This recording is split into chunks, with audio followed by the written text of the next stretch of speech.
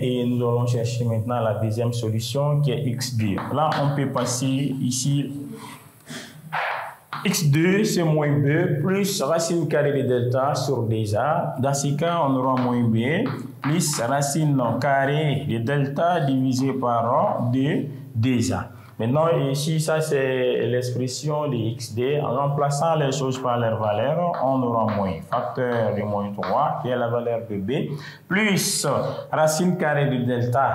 La valeur de delta ici est égale à 5. On remplace racine carrée de delta par sa valeur, qui sera divisée par 2 facteurs de a. Et là, nous allons avoir 2 facteurs de a. La valeur de a est égale à 1. On va avoir 2 facteurs de 1.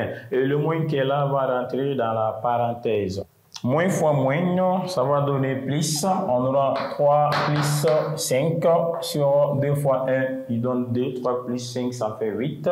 Et nous allons avoir 8 divisé par 2, qui va nous donner 4. Et impliquer la valeur de x2 est égale à 4. Donc l'ensemble solution ici, ça sera moins 1, qui est la valeur de x1. On a demandé de résoudre l'équation 1, qui est x carré moins 3x moins 4. On a obtenu la valeur de x1 moins 1 et la valeur de x2 ici qui est égale à 4.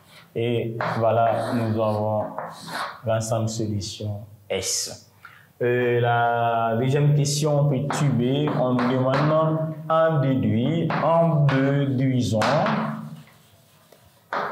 déduisant la solution des équations, en déduisant la résolution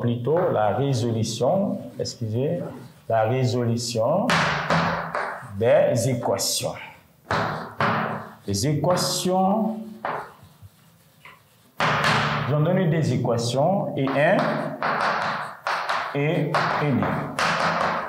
Donc, dans la deuxième question, petit b, on nous demande d'en déduire la résolution des équations E1 et E2.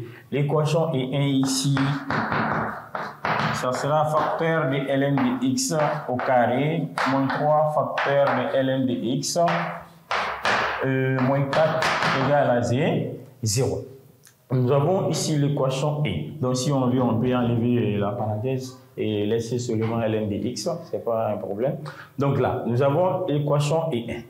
Maintenant, pour résoudre cette équation, on va faire changement des variables. D'abord, ln de x est défini de 0 à plus infini, c'est-à-dire le domaine de validité ici, c'est de 0 à plus 1, plus infini. L'ensemble solution doit être l'élément de cet ensemble. C'est-à-dire que ça doit varier de 0 à plus 1, plus infini. Donc, ici, pour faire changement des variables, c'est-à-dire on va supposer que ln de x est égal à grand X ou grand T, on est libre. Donc là, nous allons dire posons. C'est-à-dire on va changer les ln en grand X.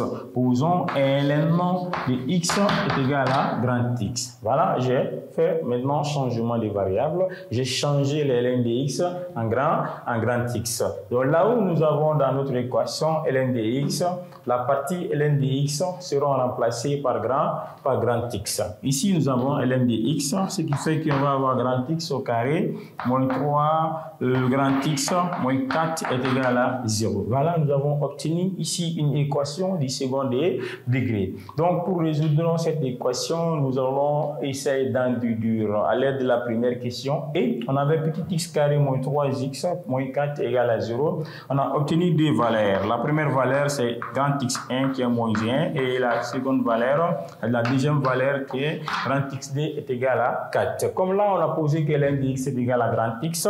Donc, ici, ln de x est égal à grand x. Grand x a donné des valeurs qui sont ici grand x1, grand x a donné grand x1, grand x1 aussi a donné moins 1.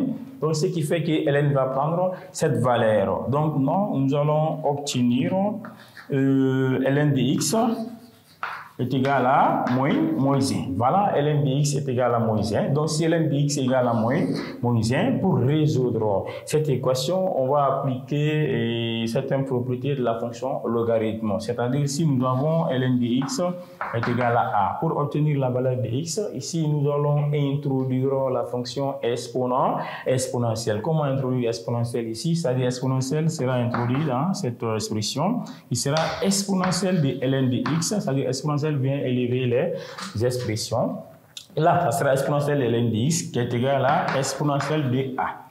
Et exponentielle de ln de x est égal à x, donc ce qui fait que x ici est égal à exponentielle de a. Donc à l'aide de cette propriété, nous allons résoudre notre équation qui est ln de x qui est égal à moins 1. Comment résoudre cette équation? On va procéder de la même manière. C'est-à-dire, on introduit la fonction exponentielle. Donc, exponentielle sera ln de x qui est égal à exponentielle de moins 1. Voilà, exponentielle de ln de x est égal à exponentielle de moins 1. Donc, impliqué, on aura x est égal à exponentielle de moins 1. Voilà, nous avons ici obtenir la première solution de ln carré de x moins 3 ln de x moins 4. En faisant le changement de variable, seulement en posant que ln de x est égal à grand x, et on va obtenir des solutions x1 et xd. Donc, x1 égale à moins 1, ln de x va prendre la valeur moins 1, et à l'aide de cette propriété ln de x est égal à a, impliqué en introduisant la fonction exponentielle, nous allons obtenir exponentielle de ln de x est égal à exponentielle de a, et là nous avons ln de x égale à moins 1, en utilisant la propriété, ça sera exponentielle de ln de x est égal à exponentielle de moins 1, et exponentielle de ln de x est égal à x, et nous avons ici la première solution x1, qui est égal à exponentielle de moins 1. Et nous allons maintenant chercher la deuxième solution qui est x2.